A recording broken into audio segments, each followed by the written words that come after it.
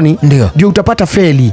Ndio. Hakuna vile ambavyo Mombasa ni kivukio cha feri kile. Sasa unaenda tena unavuka. Ndio. Kwa sababu Mombasa, ukiwa Mombasa kila wakati upo katikati ya ziwa. Uko katikati ya ziwa. Ndio. Umezungukwa tu na ziwa. Umezungukwa tu na maji mengi. Ndio, hapo ni kweli. Ila Mombasa ipo ndani ya eneo kubwa la pwani. Sasa pwani haipo Mombasa. Basi tunasema hivyo. Ni kama mtu anasema mie nataka kuenda kumsalimia Mkono, akimaanisha wewe anataka kukusalimia Mkono peke yake. Mkono haupo peke yake. Uko na mwili wote. Nataka kumsalimia Karimbo mwenye huu mkono huu. Hata si mwili. Ndio. Mkono uko kwenye kiwiliwili chako. Ndio, hapo ushasema.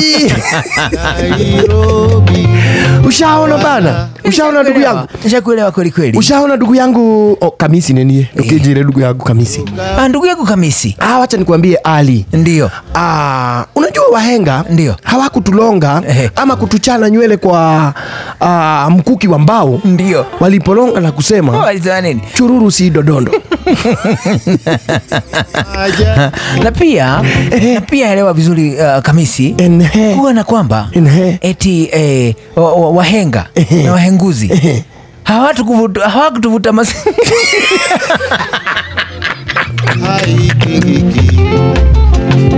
asaini mola Kiswahili kihidhanagia neke lugha fiche. Ndio waelewa. Wahenga wakutuvuta mawe vile. Wakasema ashakumsima tusi. Niwe nakutuhoka.